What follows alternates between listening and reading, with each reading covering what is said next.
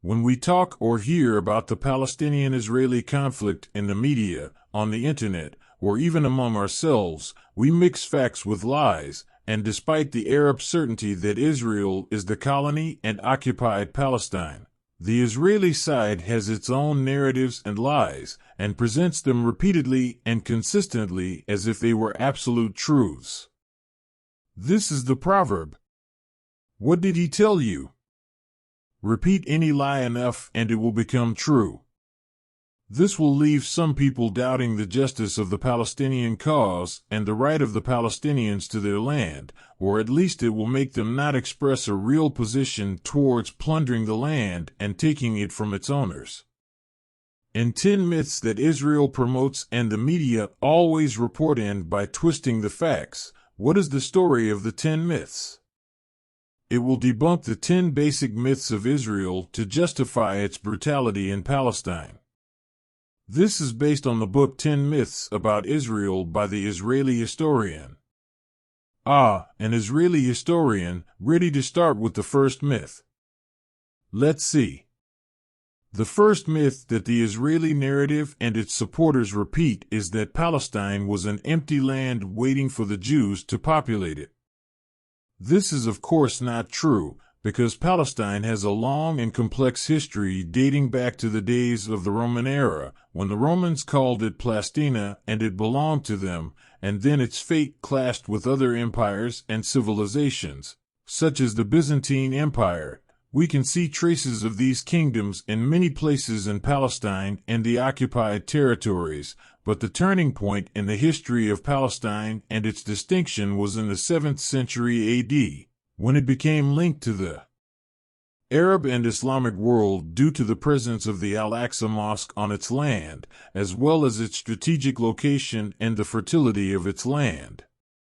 Islamic empires and kingdoms began to dream of controlling it, and they actually entered the Ottoman Empire, Palestine, in the year 1517, and they ruled it for a quarter of 100 years. When the Ottomans arrived in Palestine for the first time, they did not find empty land or desert, as is said. They did not find agricultural land and people who spoke Arabic, and most of them were also Sunni Muslims. According to the records, 87% of the population of Palestine were Muslims, 10% were Christians, and only 3% were Jews. And it is not just the Ottoman records that say this, but also some Jewish researchers, such as David Grossman and Amnon Cohen, who completely denied this Israeli story and said that Palestine was as far away as possible. It is about the desert and that it was a prosperous Arab Muslim society with trade relations with Europe and advanced agricultural and industrial activities. Because of this openness, the essence of Palestinian nationalism began to form and the people also began to dream of independence. In fact, Palestine was about to enter the 20th century as a modern, prosperous society. This is the fate that would have been achieved had it not been for the emergence of the Zionist movement. The second myth remains linked to the first myth and says that the Jews were also a people without land. The people without land have the right to take the land from those without people, as they claim in the first myth. What remains is the story that the Jews are a people with the land. This myth goes back to some religious and theological movements in the Christian world who believed that the Jews must return to the Holy Land, which is Palestine from their point of view, and that this is part of a divine plan. This idea was adopted by a large number of English clergy, those who hoped that the Jews would convert to Christianity or at least leave Europe. And this idea spread in Europe and led the Austro-Hungarian Charles Joseph Dolan to write explicitly that the Jews are unable to fully integrate into European society and that they always form a community within society, and that the simplest solution to this issue is that they go to Palestine. I mean, the beginnings of the Zionist movement were traced back to anti-Semitism and hatred of Jews, which was very widespread in Europe. And not only that, This issue developed and transformed into a Western colonial project. In the 1820s, specifically in Britain, the first real steps to deport Jews to Palestine began because of the calls of Lord Shaft, a politician. A British reformer was calling everywhere for the establishment of a Jewish homeland in Palestine. With the aim of strengthening the British presence in the region, he began to convince the British authorities to support the project financially. And the first steps implemented, according to Elam's words, was the establishment of the British consulate in Jerusalem in the year 1000 and 1010, which began to encourage Jews to travel to Palestine. The Zionist movement spread in Europe as it offered the ideal solution to all the problems of European Jews, those who were subjected to great hatred and persecution. This solution was to occupy Palestine and establish a Jewish state there. Indeed, the Zionist movement gained international recognition and immigration began. In the end, this idea of dispersing the Jews was just an idea that the English decision-makers could exploit for their own goals. Unfortunately, it turned over time into a real settlement project at the expense of the indigenous people of Palestine. The third widespread myth is that Zionism is Judaism, and therefore any criticism from anyone of Zionism means that he is racist and anti-Semitic. The truth remains that in order to refute this hypothesis, we need to return to the historical context in which Zionism was born. Zionism arose in the 19th century because of two factors. The first, searching for safety in a Western society that was persecuting the Jews, and the second factor was being influenced by the new nationalist movements in Europe, and at that time, the Jews loved that they were transforming Judaism from a religion into a national homeland, even if at the expense of others. This is an idea that appealed to some Jews, such as the group of Lovers of Zion, which actually sent hundreds of Jews to Palestine to build the first settlements in the year 1082. But when these ideas spread in Jewish communities in Germany and America, prominent rabbis and Jewish leadership figures rejected this talk and considered Zionism a form of secularization that conflicts with their religion and Jewish heritage. They also said that the solution to European persecution of the Jews is for the Jews to show loyalty to their country and integrate into it like other citizens, meaning there are Jews who oppose Zionism. It is normal, and by the way, they still exist until now. Look, my friend, there is a big difference between Judaism and Zionism. Zionism came two later times.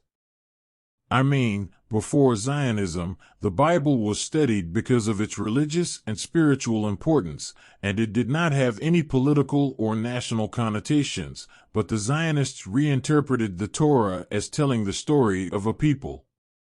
An oppressed Jew was born in Palestine and exiled to Egypt, then returned to liberate his homeland under the leadership of the prophet Joshua ibn Nun.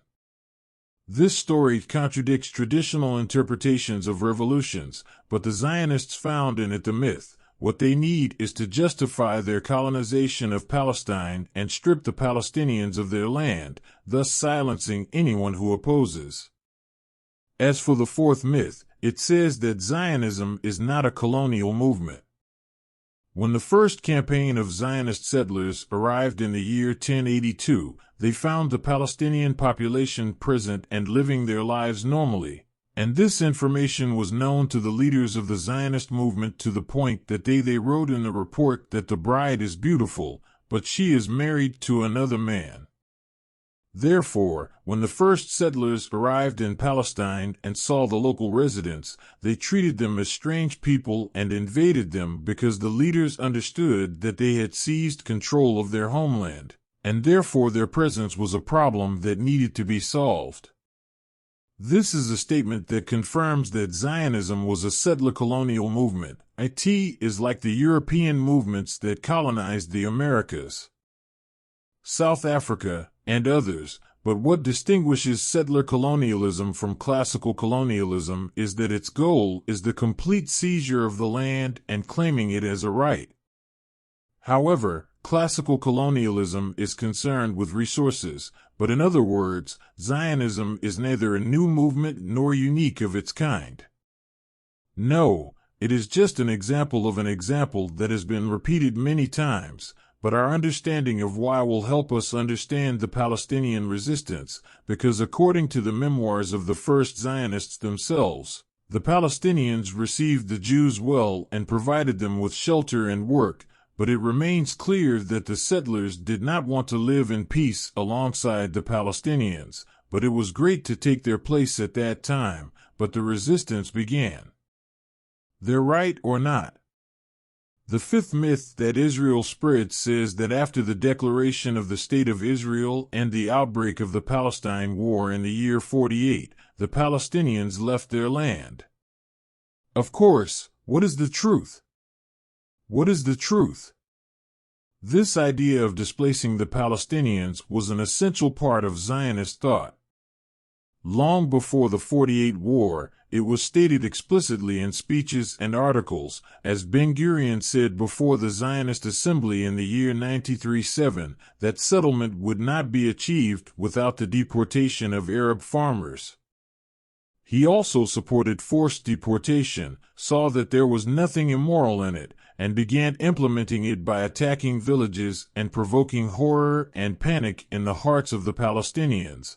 And more than 700,000 Palestinians were displaced from their homes. But the Israeli narrative says that the Palestinians they fled because the Arab leaders asked them to do so until they expelled the Jews from it, and then the Palestinians could return to it again.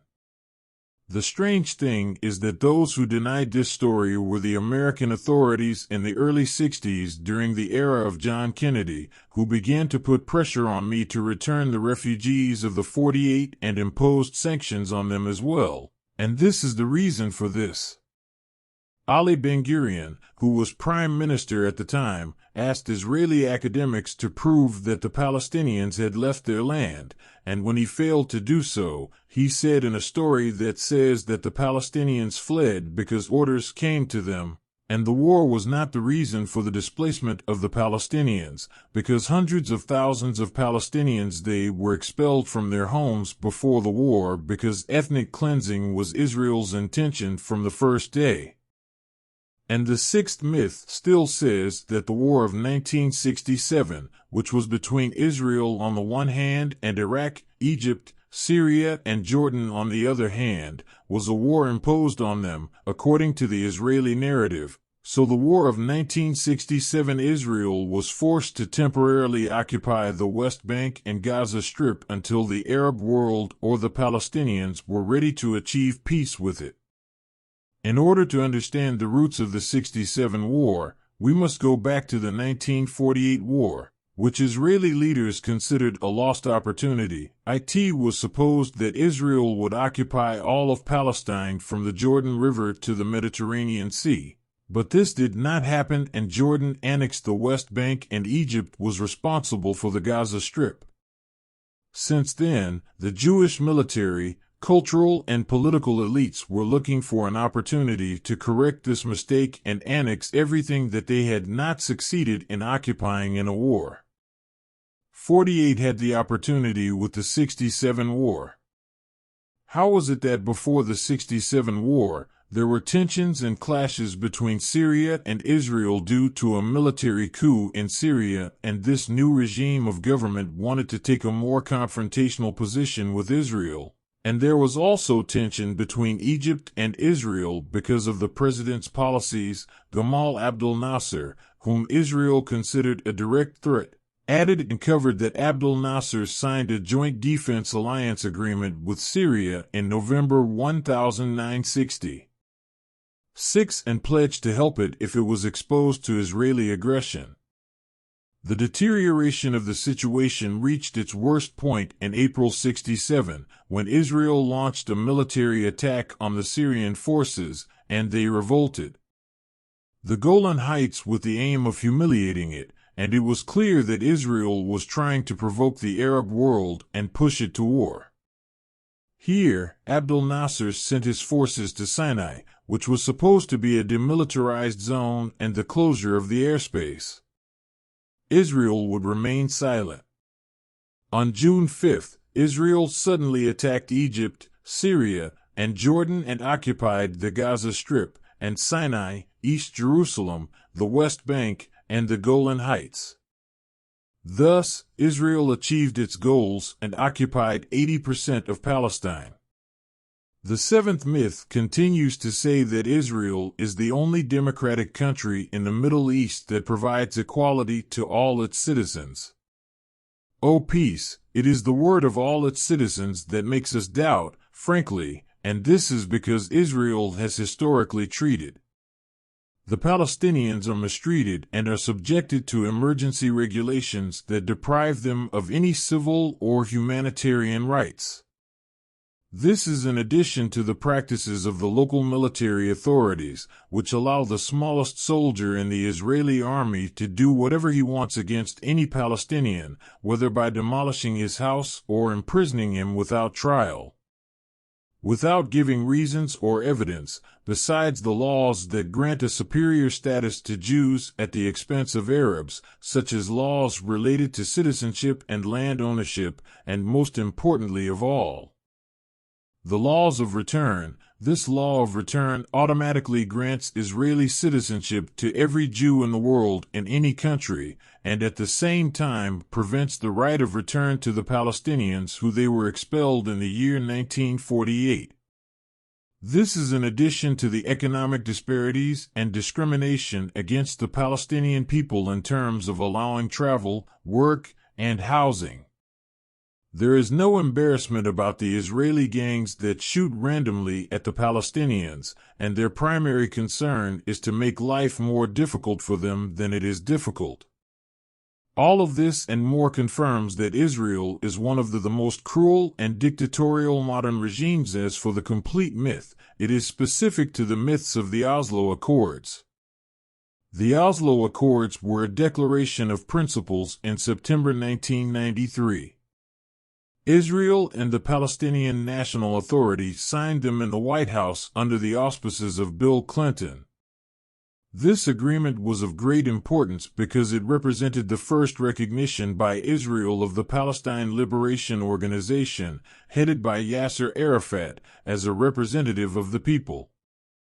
The Palestine Liberation Organization also recognized the State of Israel, and in the agreement Israel pledged that within 5 years it would withdraw from lands in the West Bank and Gaza, thus paving the way for Palestinian self-rule. After this period, second negotiations were to take place regarding the right of return for the 48 refugees and the fate of Jerusalem and the Israeli settlements. Finally, Yasser Arafat pledged to prevent armed resistance against Israel. Nice talk. Okay, what are the remaining myths related to this agreement? There are two myths.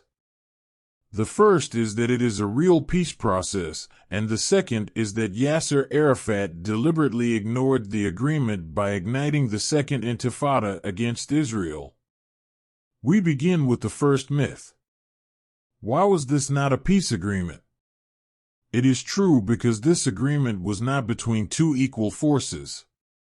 The Palestinian side was defeated and subjugated, and that is why they were forced to agree to the agreement that conflicts with their interests. Also, the terms that Yasser Arafat signed were impossible to implement because he was not able to guarantee that the resistance would stop, because not all the people were satisfied with this agreement. However, this promise of establishing a Palestinian state was empty and hollow, and its reality became apparent because the principles of the agreement were not translated into a new geopolitical reality under terms known as the Second Oslo Accords divided most of the Palestinian territories into small sections that weakened them even more, and the Israeli rule over them, and of course, this post-transitional period in which they were going to discuss the fate of Jerusalem, the refugees, and The Jewish settlements, did not happen, and Israel's justification was to market the behavior of the Palestinians. Unfortunately, the Oslo Accords destroyed Palestinian society instead of leading to peace as they were promoting, and the pace of settlements and sanctions on the Palestinians increased.